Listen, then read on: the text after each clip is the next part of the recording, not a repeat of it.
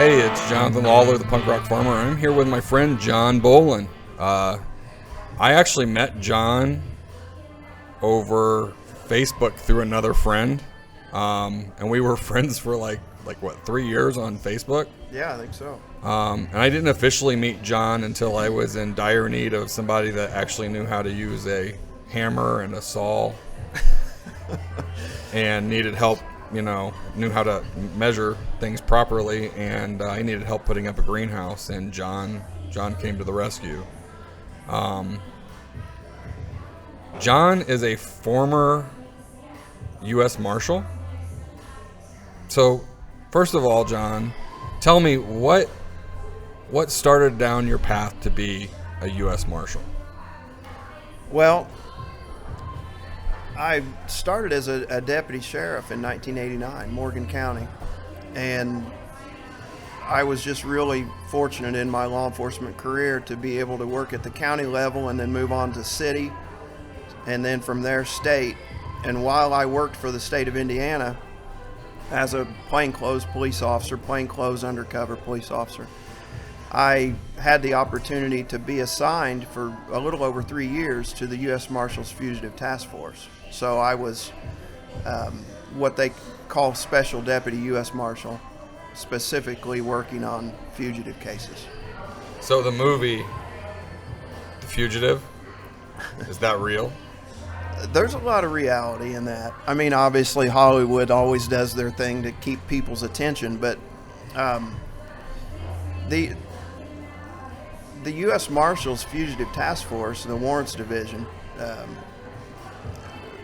they do that. They really do that. I mean, they that's their job 24/7 is to track fugitives, and it could be a misdemeanor state level warrant that a local agency has requested that they assist them on, but it's usually a high profile, dangerous, high profile felonies, or an extremely dangerous situation that they get involved in.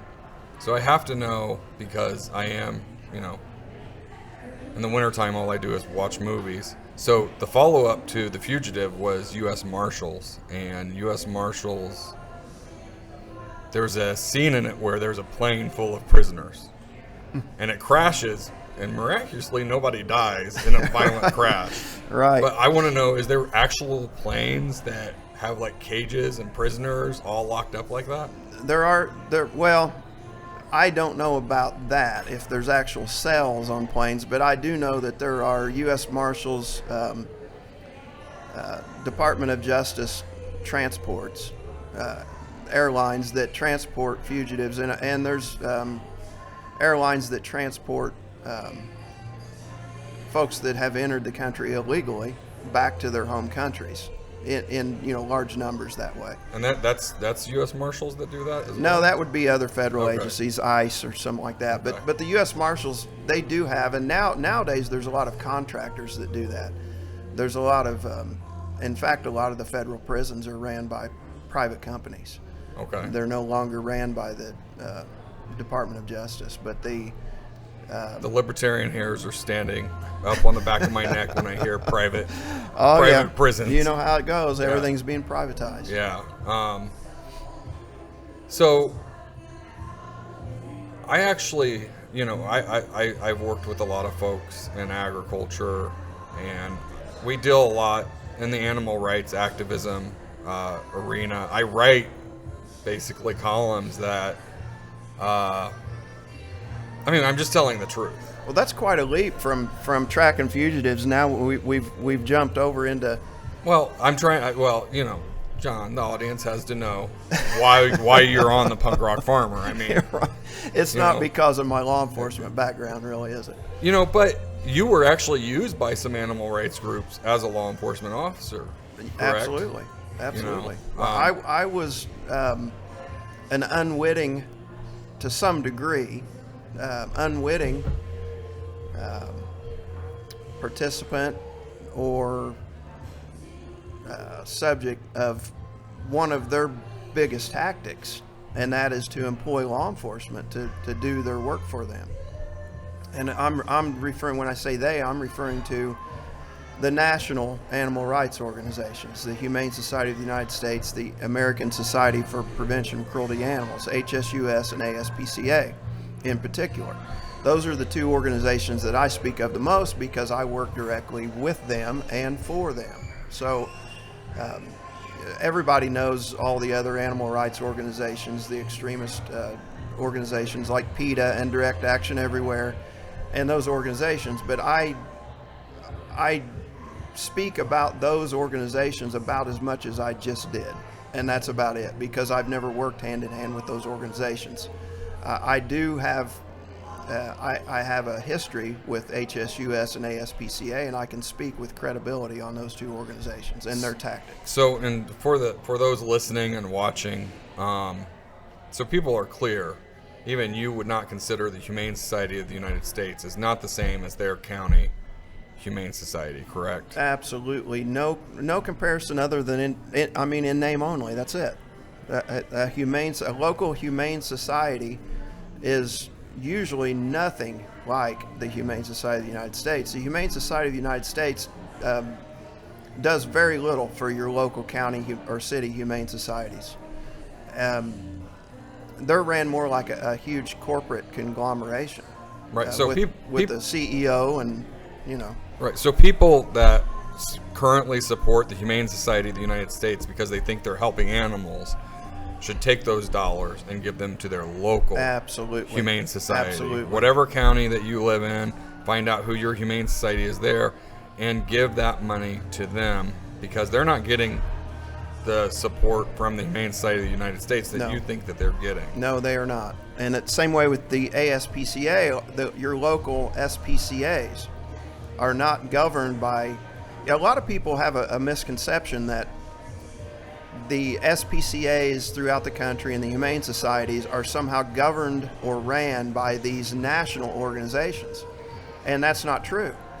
But these national organizations don't do anything to dispel that, because they know that people are sending their money to them, and they're not going to do anything to dispel that myth. Yeah, because they'll lose money. It's almost a form of greenwashing that takes place in agriculture. Pictures of animals out on pastures, which instead of showing maybe a confinement operation that is actually happening, or indicating that something's from a local farmer when it actually isn't from a local farmer. I see, that Sarah McLaughlin commercial. I could just, every time that comes on, I could just, it's a terrible song. I'm into punk music, so I don't even like the song. But I know that she didn't write it about animals, but that has become like the animal, that has become like the dog and cat anthem, and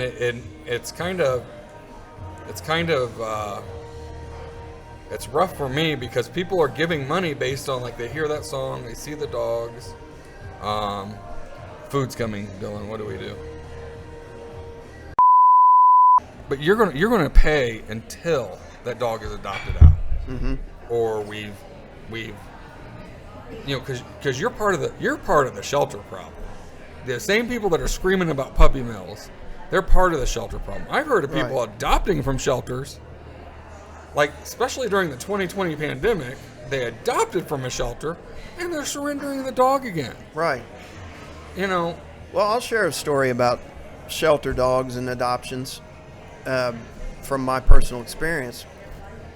The ASPCA, after Hurricane Maria, sent me to St. Croix, the Virgin Islands, and they had set up an emergency shelter there to help with the animals on the island. And these people were going out and... Can I get another tea, please? Yeah, same. Another tea. Just regular teas, right? Sweet tea. Sweet tea. Yeah, thanks. And I didn't know this until I was there. I learned this, that there's something there in the Virgin Islands that they call island dogs, and they're just feral dogs. They just run around and they're free. Somebody may feed them and take care of them, kind of like the feral cat problem around here, around different parts of the U.S. But these self-righteous, animal rescue ASPCA people that they had to do some kind of rescue, right? To justify what they were doing. They were going out and capturing these dogs that had never been in captivity before, never lived in someone's home, never been around anything like that. And they were getting these dogs and putting them in cages and then adopting them out to be shipped back into the main, back into the U.S. And they were being advertised as hurricane dogs. And it was a big thing. It was like a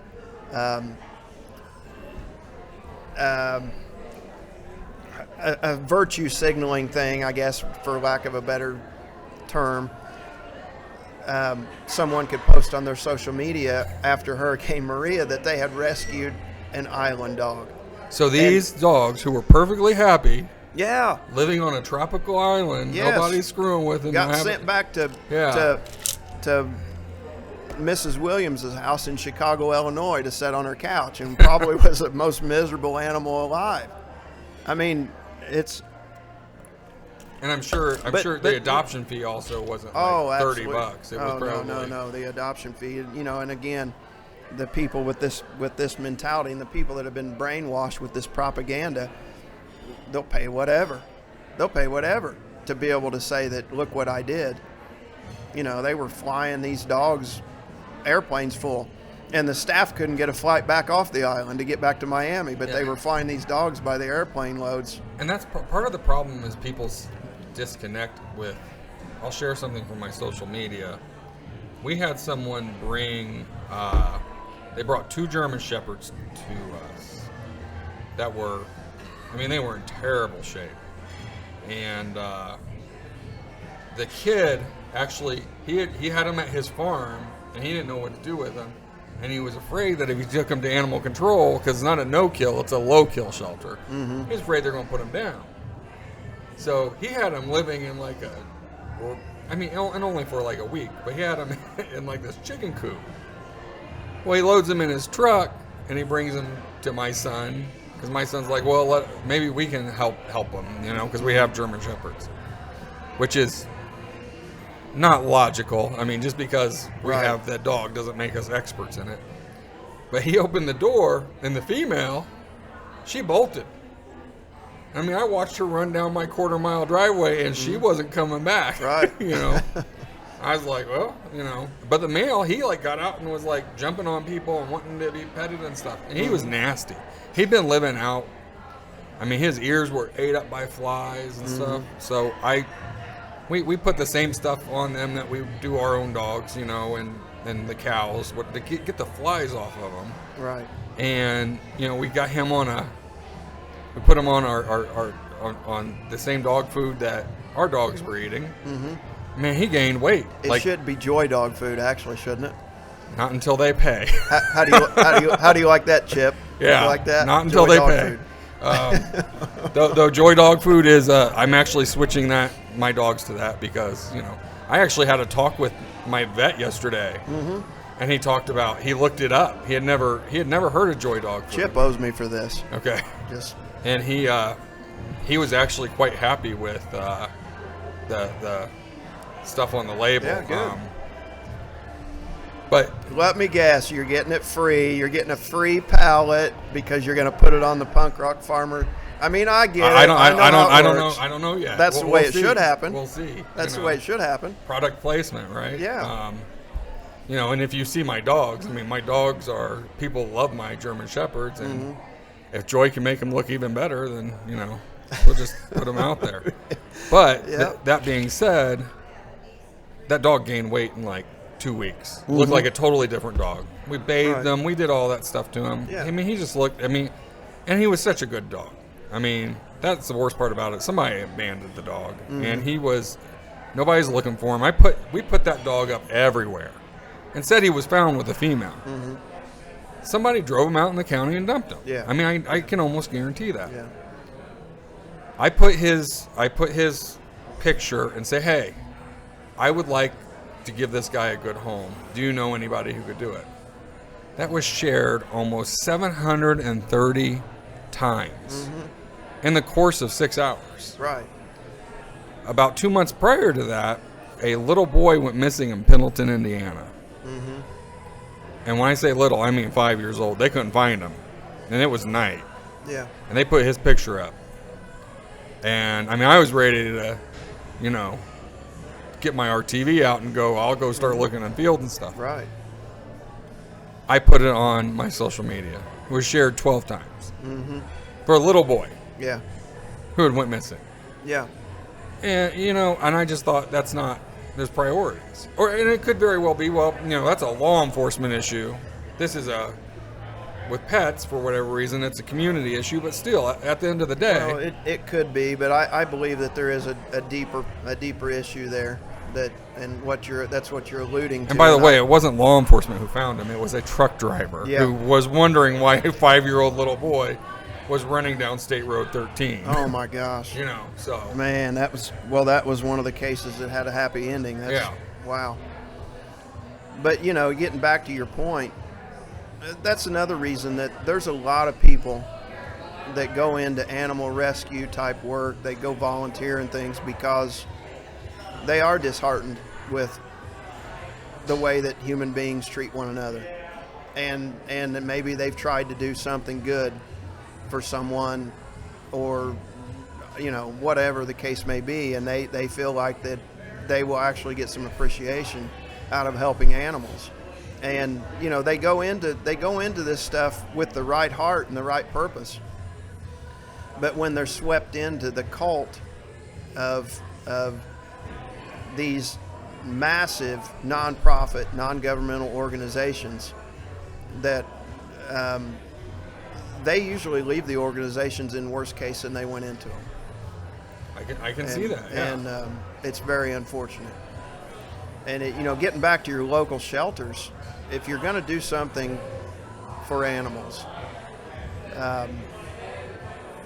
and you don't have money, go donate your time. Donate your time and go to your local shelter and help clean and help feed and do things that is meaningful and helpful, especially right now with all the labor shortages. You know, nobody's working for whatever reason. Every business that you drive past has help wanted signs, and this would be an excellent time to do that, to donate your time to a local shelter. And that's the thing. We need to get people, you know, that's where that would really be putting your money where your mouth is. It would. If you can't give if you can't give the local shelter $50 a month, but maybe you have a coupon for dog food. Mm-hmm. Yeah, you know, you pick it up and you donate it. A buy one get one free type of a deal that some of the stores have sometimes is a great way to do it. You know, I mean, but people need to understand that pets are not people. That's been our biggest, I think, is part of the biggest problem. What's the big word for that? Anthropomorphism. Yeah. Yeah. And if anybody doesn't know what that is, it's basically what Disney, and I'm not bad-mouthing Disney. I love Disney, but it's basically what Disney has done with all, you know, they don't have any people. They, you know, Mickey Mouse, Donald Duck, they're all right. You know, every cartoon, it's not just, like you said, it's not just Disney. You can pick your whatever cartoon, comic book, toys. I remember there was the entertainment industry as a whole has made animals appear to be human-like and have human characteristics. And my boys used to watch when they were little. There was a show Disney did, the Three Musketeers, and it was Goofy, Mickey Mouse, and Donald Duck were the Three Musketeers. And I remember, I'm pretty sure Goofy's a dog.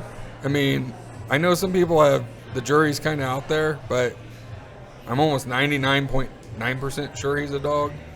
Even though Mickey has a dog that's not anthropomorphic, it's an actual dog. But I remember in this, Goofy's love interest was the cow. Mm-hmm. And they were having like a dinner, and they were eating steak. Yeah. And I just thought that was so, that's great. You know, I just thought great. That was, and I think that, you know, because people probably, that anthropomorphism with those characters have worn off because they've been around for 100 years. Yeah. But, yeah, we had a lady come out to our farm. Well, first, before you move on, I want to talk about the horrible thing that they've done to Yosemite Sam. He's not even an animal, but they disarmed the poor guy. Well, I mean, but how is he wasn't Yosemite Disney. Sam? He was Looney Tunes Looney or Tunes. what? Yeah. Warner Brothers. Warner Yeah. Brothers. I mean, how's poor Yosemite Sam supposed to defend himself without they've disarmed him? I mean, now? he's a criminal, right? He's a criminal. I mean, he's always the bad guy. Well, They're the ones who are supposed to have the guns, and the good guys shouldn't have guns. That's the way our society wants it. wait a minute. That seems. Oh, okay. Yeah. Yeah, that's the way society wants it. Yeah. Good guys, you Yeah. don't need guns. Bad guys, you know, you Right. can have the guns, you know. Just observe the signs that say gun-free zone. Yeah. Because if you create that law, then it's gonna stop. Oh, I know. All you have to do is say no gun zone, and everybody's gonna honor I that. thought about putting up signs like, you know, in my watermelons, no cucumber beetles. Yeah. Like telling them you're not Yeah. welcome here. And I seeing think if I that think works. you might have something there. But yeah, that just. I had a lady that came to my farm and she had a golden retriever. Mm-hmm. And I'm sure it was a super nice dog. But she gets to the farm, I have on this side of the, you know, somebody new just pulled up, so the cows are like, oh, who's that? You know. Mm-hmm. So all the cows got their heads hanging over the fence, like, hey. And of course, 3 of my German Shepherds are out. Who they're just as sweet as can be to people, unless there's something that they think is off about you. Mm-hmm. Well, the first thing she does is she opens her door to let her dog out. Mm. You know. And I don't know that my German Shepherds can tell the difference between a coyote Right. and a golden retriever. Well, all they know is territorial Right. issues. That's what they know. And of course, the cows, they're used to my German Shepherds. Mm-hmm. And they're still not cool with them. Right. Like, a German Shepherd gets too close, they butt the fence or they kick at them. Mm-hmm. And this dog hops out. The lady just opens the door to let him hop out. And of course, the cows start, you know, they start bellowing, Mm-hmm. and the moms back away from the fence. And that guy my dogs are like, whoa, you know, like, whoa. Some kind of threat here. And they, I remember my son was there and he's like, oh, can you please put your dog back up? She's like, oh, don't worry. He's not aggressive. He won't do anything to your dogs. And he was like, yeah, I'm not worried about him doing something to the 140-pound German Shepherd that's barreling down on this dog right now. Mm-hmm. Of course, he's yelling at the dog and they're listening to him. But just the thought that that's not a kid. Just don't Right. let your dog out, because, I mean, I had a bull that went through a fence over a dog. Mm-hmm. And I will never forget that. And I don't know what because he had seen a dog 1,000 times. Right. But this dog, who wasn't a mean dog wasn't even being aggressive towards him. Mm-hmm. He just set his sights on him and just went. And he went he kind of went over the fence. Yeah. He just pushed it down and went over and was chasing the dog. And I was like, that's the weirdest thing I ever saw. Yeah. But people don't take that into account, that at the end of the day, that 4-legged animal is a great companion, but it's still not a person. It still has instinct to react a certain way Right. that you don't. There's a big push now in a lot of places to give animals personhood, Right. to give them the same rights we have. Which, And there already are several states that have animal advocates that speak on behalf of the animals. which with rights comes responsibility. Right. Well, that's Animals yeah, aren't stupid. They don't want responsibility. I tell people, as soon as my dog gets the car keys and goes out and gets in the car and goes and gets his own dog food, then I'll agree with him. I'll say, "Wow, here we are. Bobo's taking care of himself. Let's give him rights." Or shows empathy. Yeah. I mean, people talk about these animals being showing empathy. Mm-hmm. My dogs don't show empathy to each other. I mean, you know, they're super food aggressive. Yeah. That's why I have 6 dog food bowls. Well, If they were cool with each other, I just need a couple. any of the characteristics that they might exhibit that would give them the right to have personhood, who's going to define that? Who's going to say that? You get my point? It's going to be the animal rights extremists that are going to say, well, we know that this dog is exhibiting empathy or exhibiting other characteristics of a human being, or the ability to have the same rights. Isn't there an elephant right now that they're trying to give personhood to? Yeah, Happy the elephant. Mm-hmm. Yeah. Yeah. Which, yeah. if they want to do something for the damn elephant, why don't they just fly it back to Africa and turn it loose? Because it's been around people this whole time, or wherever he's from. Right. I mean, he might be an Indian elephant. I don't want to be, disrespectful to his species. Speaking of elephants, that's that came to mind when you were talking earlier about deer getting into your crops. Could you imagine being those poor guys trying to farm with those elephants? In Africa, yeah. Those elephants are just, and they put up hot wire and stuff that probably doesn't even faze them. Yeah. I mean, I was at a zoo and got to see it was our zoo, Indianapolis Zoo, used to do elephant rides. I don't know if they still do it. But I remember my son wanted to do it, so I got on the back of this elephant. I remember being on this elephant going, boy, if he decided he didn't want to be here right now, he would just, he would let us have it. I mean, he could just, and that fence they had, I don't think that fence could have kept him in. Right. I really don't. I think it would have. Well, I mean, you've seen videos of elephants that go bad. I mean, it's not pretty. The one in Hawaii where there's guys mag dumping their 30-30s, firing them like, the old West shows, into the elephant, and he's just like, whatever. Yeah. I mean, he just keeps on coming, and, I don't know if that was a case. That's always been used as a case of animal cruelty. And I want to say something that's it's important. It's important that we get this out, because I know that you and I are like-minded here to some degree. I'm not going to put words in your mouth. You can do that for yourself. But there's no excuse for animal cruelty. There's absolutely no excuse for someone mistreating an animal or neglecting an animal to the point of where it has health problems or it dies or whatever. There's no excuse for that. And they should be prosecuted. There should be stiff penalties for it. Absolutely. But it should be done by our law enforcement officers. Right. Following state statute, not following propaganda, not following an agenda. Make sure the person gets due process. Yeah, due process, absolutely. Yeah. Due process is a huge issue with animal cases. When animals are seized from an individual, that you have to post what they call a bond, a daily care bond for those animals. And if you have 100 animals seized, whether it be chickens or dogs or cows or pigs or whatever, and the ASPCA or the HSUS says that the court is going to honor their testimony here, because they're the so-called experts. If they say it costs, and I'm just pulling random numbers out of my head. I wasn't involved in the number crunching part of that world when I worked at the ASPCA, but let's just say, for example, they claim that in the past 10 cases they've had, it has cost them $50 a day to take care of one dog. And you have 50 or 100 dogs. And the court estimates that it may take 30, 60, 90 days for this to go through the court process. Then those dogs are being held as evidence for that period of time. I mean, figure those numbers up. No.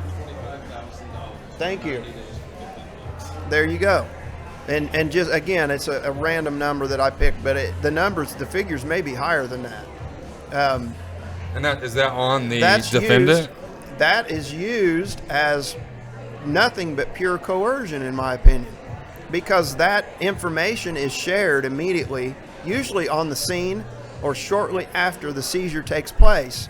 The defendant is advised that if they don't post this bond, that the judge will make a decision whether those animals are surrendered or not. That's used as a part of coercion in getting you to sign a surrender form, giving up ownership of your animals. At that point in time, the evidence is going to be gone. That those animals are going to be put in the custody of the animal rights organization. They're going to be shipped all over the country to different animal sanctuaries. Several of them will be euthanized, Oh, And- really? So they'll put them. Okay. Absolutely. If they deem that, I was on scenes when I worked at the ASPCA. I was on cockfighting scenes where hundreds and thousands of birds, roosters, and chickens were euthanized immediately. Somebody could have ate those. Well, there's all kinds of things. I mean, there's they claim I mean, that somebody could have had. So when they euthanize a chicken, Mm-hmm. how are they euthanizing them? I'm just curious. Just a wringing of their neck, or oh no, that wouldn't be humane. You can't do it the way my grandma Bolin did it. That's not humane. I mean, They would have arrested my poor grandma every Saturday night when they saw her wring a chicken's neck for Sunday dinner.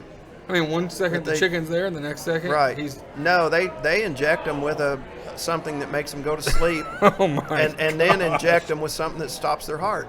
So the first one's a sedative, and the next one is what kills them. So it's lethal injection. For It chickens. is. Yeah, for chicken after chicken after chicken. Isn't that stuff expensive? If you think about hundreds of thousands, money's no object for them. I mean, I know I'm being, but it's really not. The money's no object for them. If it's done in the name of humane euthanasia, the money doesn't mean anything. But what they fail to mention or fail to recognize is the human element there. There are veterinarians, and I have two veterinarians in my mind right now, two wonderful veterinarians that resigned. One got fired, one resigned from the ASPCA. And out of respect for them, I won't mention their names, but they were wonderful veterinarians, still are wonderful veterinarians. And they would have to do this. They would have to kill these animals, one after the other on an assembly line, basically. It's, time is limited. They would sedate them and put them in a box and set them down, and there would be rows of boxes of sedated roosters. Then they would go back and inject them with after they were sedated, they would inject them, then go back a third time and listen with their stethoscope to make sure that the bird was dead. And when you subject human beings to a situation where they're killing multiple animals time after time after time, and all the public sees is the Sarah McLachlan commercials, and the public gets enraged and they hate these people that do this to animals, when these organizations are doing the same thing and worse sometimes. The ASPCA transported 26 dogs from Mississippi en route to Wisconsin a few years ago in the middle of the summer, left Mississippi and didn't bother to check the dogs until they got to Wisconsin, and every one of them had roasted alive in that trailer. The AC had stopped. Every one of those dogs had roasted a miserable, terrible death. Yeah. And it got one little blip in the media. That was it. If that would have been a load of hogs, Yeah. a hog farmer or a 4-H person or someone, a load of, oh my goodness, could you imagine? Well, I can't imagine it, because they'd be stopping every so often to make sure that their animals were okay. That's number true. one. That's true. Absolutely. That's the crazy thing about these organizations. Like, people are unaware of California Proposition 12. They still don't know that was driven by the Humane Society of the United States. Mm-hmm. That is driving up costs of eggs, Mm-hmm. bacon, Right. a lot of pork products in California. Mm-hmm. Problem is disproportionately affecting low-income people that are in California, because that's what they consume. The Hispanic population, as well as the Asian population, has Was that last year, a year before? it just passed not that long ago, like 3 or 4 months ago. Okay. And what it basically does is it's on the gestation crates, so it's fixing right, the cages on the eggs. I remember now, yeah. It's fixing cages on the eggs. I mean, it's basically virtue signaling. Mm-hmm. It's basically driving up the cost of meat. Right. Because if they can't get you to stop eating it, they're going to make it to where you can't afford it. Yep. Just like I said earlier, if they can't stop animal ownership, animal consumption, hunting, fishing, if they can't stop Yes. all of that, then they're going to have it so heavily regulated that you just stop, that you just Right. throw up your arms, that you can't afford to do it. That's what's happening. So Prop 12 was passed in California, and somehow it gets around the Commerce Clause to where if you are a producer, no matter where you're at in the United States, your gestation cages might have to be bigger. If you're selling your products If you're selling to your the product state to of California, yeah. which is the fourth largest economy in the world. Right. That at their current production, they can only, with eggs, dairy, meat, they can only provide about 25 or 28% to their population. Mm-hmm. They can only meet that much of the demand. So they obviously they need the other states, and I've heard farmers say, "Let them starve." You know, they voted on it in California. Let them starve. Well, they didn't vote on this. They didn't vote on higher prices. They didn't. What they voted on was basically a ballot initiative that said, "Do you think animals should be treated cruelly?" Right. Well, I mean, it's like Exactly. the last question. More of that deception. Hey, did you beat your wife, or however that goes about beating your wife? Did you beat her today? No. You know, I mean, it's just one of those. I mean, a good example is like my dogs. They have scars all over their faces because they fight with coyotes, they fight with raccoons, they fight with groundhogs. They're working dogs. Well, somehow Beta got into it with a beaver and won. I thought I literally was getting ready to jump in the water because she went underwater. Wow. I was like, That sounds like a scene from Old Yeller. Well, I mean, I didn't know what was going to happen. I was afraid, you know, a raccoon will drown a dog. Yeah. I was afraid, I mean, a beaver, he's aquatic. He'd be able to drown a dog because he was big. But she got him. But it was really cool. We used to have a lady that worked on our animal control. And she came because we had a dog that we didn't know. And he was just hanging around the farm. Mm-hmm. and Jojo, one of our dogs, came up. And his face all cut up. And I was like, oh, you're probably looking at his face. I promise you, I'm not fighting dogs. She goes, no. And I know that. You know, it's farm dogs. They get into it with things. Mm-hmm. But she talked to me about dogs in the inner city. That is and that's what it takes. An officer that understands what they're looking at. What you're saying is that is evidence. And that's discretion. In the inner city, and it's evidence.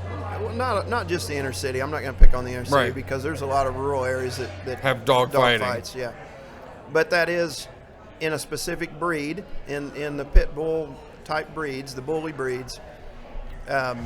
Which they have a bad rap too. I mean, it's some of the best dogs are pit bulls. They're good family dogs, but in the hands of the wrong people, they become nasty. Right. They're rarely aggressive to people. It's other dogs that they're aggressive to. But yeah, your point takes me in another direction, but kind of the same thing. So pit bull. Yeah, I mean, what looks like what could be considered evidence of a crime on one species or one animal or one breed is nothing like that at all on the other. And a great example of that is a beef cow versus a dairy cow. Yeah. If you look at a beef cow, and they have no protruding hips, they shouldn't have. A dairy cow, especially an older dairy cow, her hips are sticking way up. She should look bony. I mean, her hips are sticking way up there. And for anyone that doesn't know what they're looking at, has no clue what they're talking about, drives by a farmer's field and sees that, you could end up with a visit from animal control or someone based on their ignorance. Right. It's people need to educate, and that goes back to the topic, and this would be a good thing for you to, you'll be able to talk about this with more authority than me. People are so far removed from where their damn food comes from. They don't have a clue. They don't know what a dairy cow, beef cow is. They don't know what a mule or a horse. They don't know what a goat, sheep. They don't have a clue where their food is coming from. And it's just like the produce. What you do, that I know you raise animals too, but the produce. Yeah, that's what I do. It's the amount of garbage that I hear about how food is grown or what we're doing to the food. Mm-hmm. You know, they don't understand even the basic regulatory stuff that we have to go to. Right. I mean, again, an example today is some moron talking about how easy it is to scale up vegetable production. And I asked him, well, you know, what about pre-gate and post-gate inspections, stuff like that? He didn't know what I was talking about. I was like, then you should not be talking about this subject. That's right. If you don't even know what that is, do not talk about it. Everybody knows everything about everything, don't they? I mean, you get on social media and everybody's an expert. Everybody has a little bit of...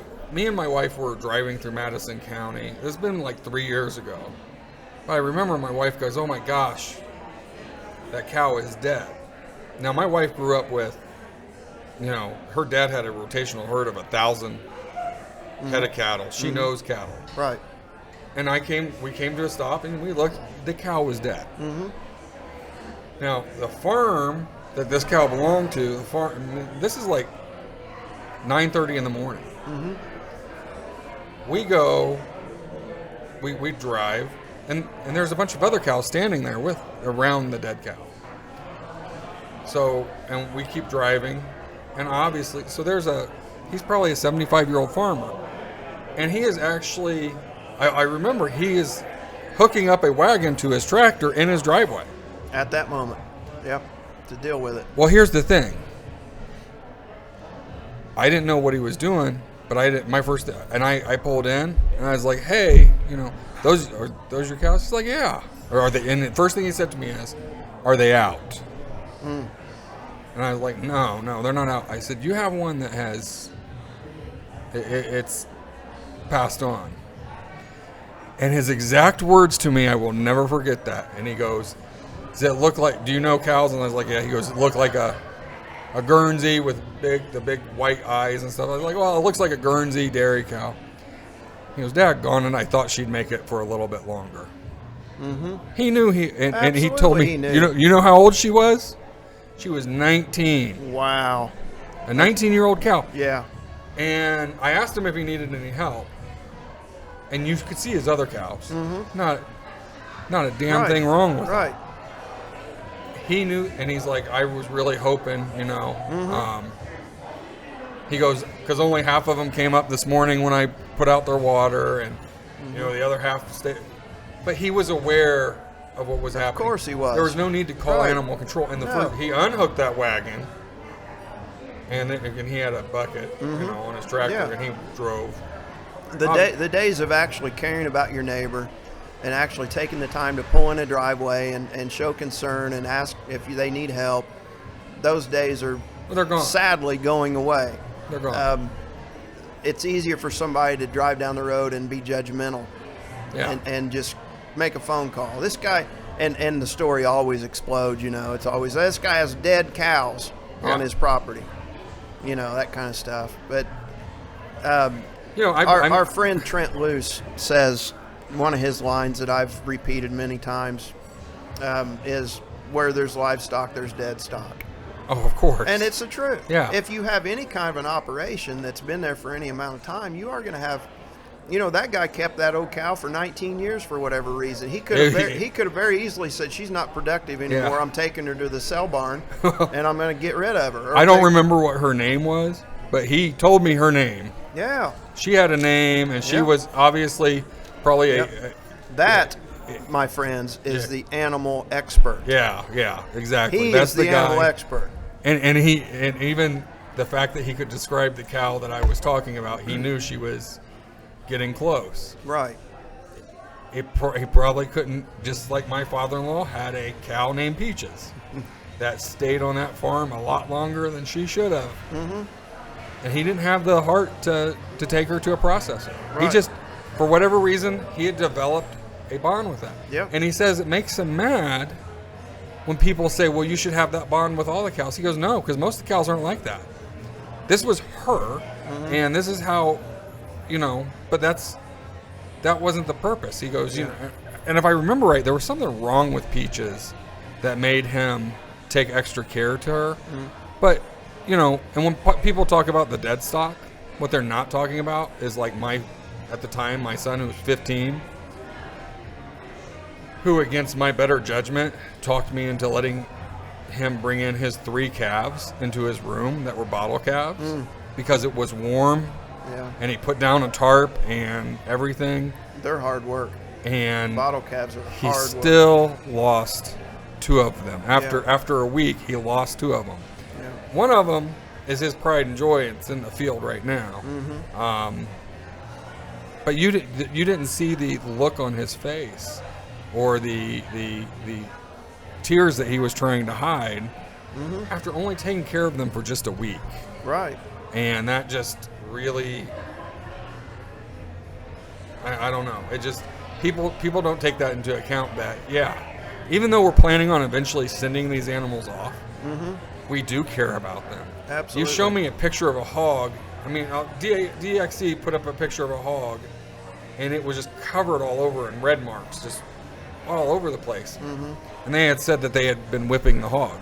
Well, I've seen that hog before. I've seen, not that individual, but I've seen that look on a hog before. He had obviously gotten into it with another hog. Right. Right. And that's what they do. They'll get into it with each other. Well, it could be anything unless you witnessed what happened.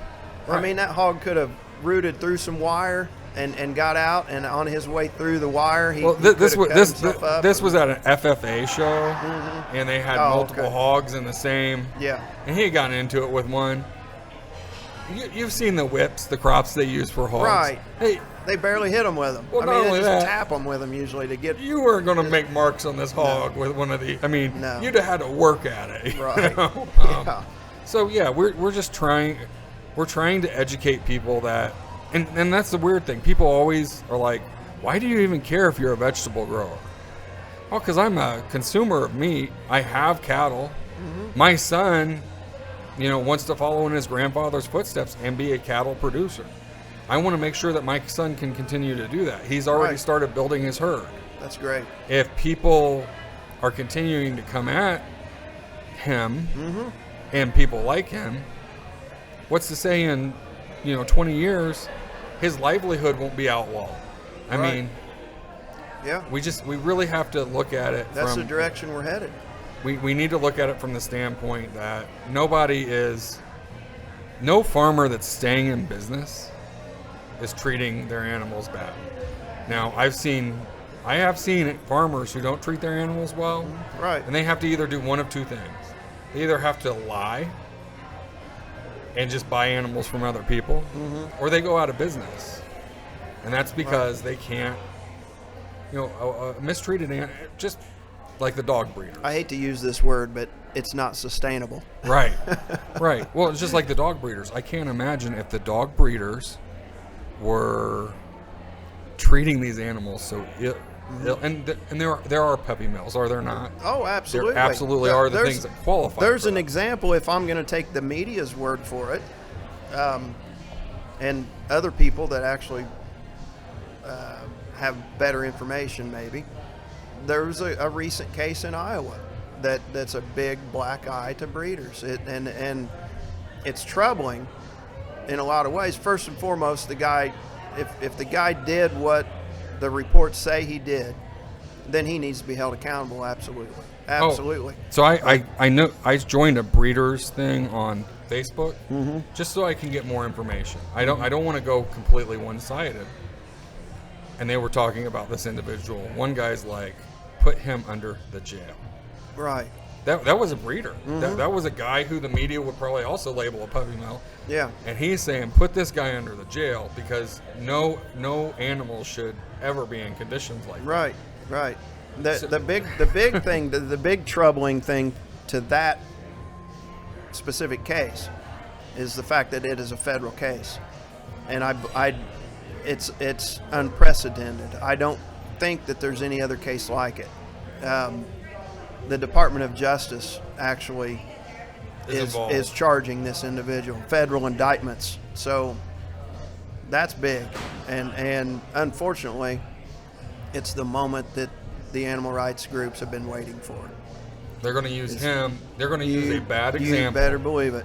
You better believe it. This story will be rehashed over and over and over, and it's going to be, if there were federal indictments handed down against this individual, then the case is a good case, or they would not have taken it. The Department of Justice would not, the U.S. Attorney's Office would not have handed down indictments if this wasn't a cut and dried case. And the ASPCA has contracts and MOUs with federal law enforcement agencies already. This is what they have been working towards, making these things a federal crime. Even though I feel like a lot of these commercial breeders see the puppy mill. Well, one of the young Amish gentlemen I spoke to, he said, "Hey, I will be the first to tell somebody you need you either need to fix what you're doing or get out of this business." Right. He goes, they do a good job of policing themselves, Yeah. of going to their neighbor and saying, you need to straighten up. I mean, but this guy was, if I understand it right, he was not a licensed breeder. Indiana has some of the best programs for these folks to improve the conditions of their animals. And I've visited kennels all over this state. I've visited kennels in Ohio, Pennsylvania, Illinois. I've spent a lot of time with these guys, and what I've seen is that they are working hard to improve the conditions of the animals and to comply with what the public sentiment demands. One gentleman, you probably remember his name, he was Amish from Pennsylvania, he's an older guy. Henry Esch. Yeah, he actually said to me, he said, he goes, my dogs aren't, he actually said, we're not even meeting minimum standards. He goes, we are so far above the minimum standards. He goes, because my dogs are the best. He goes, because I want... Right. So he understands sustainability. Right. He understands treating the animal. I mean, he didn't talk about the dogs like a product. He talked about his dogs. And there's this like mindset in the media to say that, you know, and again, I will be the first one to you know, especially when it comes to shepherds. I've seen shepherds treated poorly, and I mean, I want to put the boots to somebody that treats, you know, German shepherds who are I always have this thing that you should never rank dogs, breeds. You know, all dogs are great except for, and then number one is still German shepherd. You know, so yeah, I just don't understand. I don't understand how the Amish got such a bad rap. Let me give you one little tidbit of how I think it has continued. Now, how did they get a bad rap? Because there were bad breeders. There were. Right. And it just so happens that the Amish breed a lot of dogs. There's a lot of Amish kennels, Amish-owned kennels and brokers. So when that footage was obtained and those photos were obtained and those records from the USDA were obtained, then they became a soft target, an easy target. And this is something that you touched on when you spoke at that fundraiser for Protect the Harvest there, where we both were. Your approach, you got fired up, and you were, if I can say this, pissed off. And they don't always know how to receive that kind of a conversation. But the thing is, the animal rights people, in my opinion, are committing one of the worst cases of religious discrimination ever in the history of this country. Absolutely. By targeting the Amish breeders, because they know they are passive, they won't resist, they won't defend themselves. So what better target? It's like, for, you know, it's like shooting fish in a barrel. And let's talk about the hypocrisy of, you know, as a grower, I kind of have this thing with the Amish where it's almost like I have a chip on my shoulder, but only with the Amish. Right. You know, I don't have that with anybody else. I mean, you know, I have friends that are also ag influencers, but they do livestock. I always said, well, of course people love your videos. Nobody wants to sit there and watch my tractor, you know. spray watermelons or watch a transplant or plant plants. That would be exciting. I mean, if I go and I sit next to a plant, it's just going to sit there and be a plant. You know, the cows lick you and all this stuff. Or you could do a time lapse. Yeah, next to some kale. Yeah, a time lapse next to. I mean, but my mom, my own mother, who her son is a farmer, you know, who grows produce, who instead of coming to me for the 4th of July food, she actually went to a farmer's market, I guess just to do the farmer's market thing. She said, "Oh, don't worry, it'll be as good as yours. It's all Amish produce. I bought it from a group of Amish." Or you'll hear somebody, "Well, look at how beautiful this piece of furniture is." Right. Why is it beautiful? Why is it awesome? Why will it always last? Because it was Amish made. You know, all the Amish this and the Amish cheese is absolutely the best cheese you've ever had. They are great craftsmen. Well, but here's my point. The barn we stood under in Ohio, man. Right. That thing was built in like 3 weeks. Yeah. But so why is everything that Amish touch is just the absolute greatest, except for dog breeding? Well, you make a great point. Why? You make a great point. I would almost say to myself, I know. I have a very close relationship with a lot of Amish that I know in their chosen profession how much they put into that. That I'd almost say, well, that's what the kind of care I want being put into. If people are going to breed dogs, then, you know, and let's talk about. I mean, they're not selling a dog for $600 on Craigslist. Right. Their dogs are. People that are buying their dogs are making an investment. And everybody that I know who has bought from Amish, again, they've said not a puppy mill, just happens to be an Amish breeder, but they're an actual breeder. Why do people, they feel the need to defend themselves immediately, don't they? Yeah. And a lot of them won't even admit it. It's because they're terrified of these eating at animal rights. McDonald's. The animal rights propaganda is so deeply embedded in people's minds that people are terrified to even... So Jim Gaffigan, a great comedian from the state of Indiana, you know, he talked about why nobody wants to admit that they eat at McDonald's. You know, he said, you know, you'll be at McDonald's getting food and you'll see somebody you know, and he's like, what are you doing here? And they're like, oh, I'm here to meet a male prostitute. You know, I'm not here to eat. They would rather say anything than to admit that they're there to eat. So... And that's what it is because somebody else has directed the narrative. That's right. That they think, okay, well, I got to make sure that people know that the Amish that I bought it from, they're not puppy mill Amish. Right. They're regular Amish. Yeah. And reformed. And the problem is, I've been in rescue shelters before. I have too, a lot of them. And a lot of them set up by the ASPCA and HSUS. And I'll be honest. I went into one with my son and I told him, don't touch any of these dogs. They're nasty. Not like in the sense of like they bite him, but like they just, it was. Yeah, the place was filthy. The place was awful, you know, and I felt like they had way too many animals. I've been to plenty of farm rescues. And when I say farm, and you know what, I'm ashamed to say there is an actual farm rescue in my own county.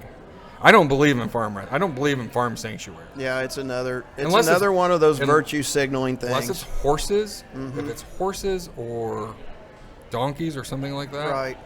Right. Just set it there. No, it's together. It's another one of those virtue signaling things. If you run a so-called animal sanctuary, animal rescue. Well, my Zoe, I'm not even going to. I'm not going to say her name. Dylan, make sure you bleep out that name so that she gets no press. But this young woman set up a farm sanctuary. I'm not even going to say what state it was in, but I almost feel like I have to because that might have something to do with it. But she had hogs that were just sitting on dirt. A cow that's just sitting there in dirt. No grass to graze, no anything. And it was real eye-opening to me that they didn't know what the hell they were doing. They had turkeys and chickens together, which is a big no-no. Turkeys or chickens can give turkeys blackhead, which is, it'll kill the turkeys. They had them together. You know, I mean, not every animal wants to live side by side with other animals. They don't want to live the Walt Disney version. Right. Right. So I think what we need to do is to continue to work, and we're going to put your contact information up on here. If somebody is having issues with animal, some of these animal groups like the ASPCA or whatever, they can contact you, and you actually do consulting work for folks like this, correct? Right. And we'll put your contact info up and make sure that you get that if they need help from someone like you, that you're there for them. Sounds great. To take care of. Sounds great. John, thank you so much for joining us today and just having lunch, and just, again, this podcast is about just two guys sitting down and talking, about like what we do. I've enjoyed it.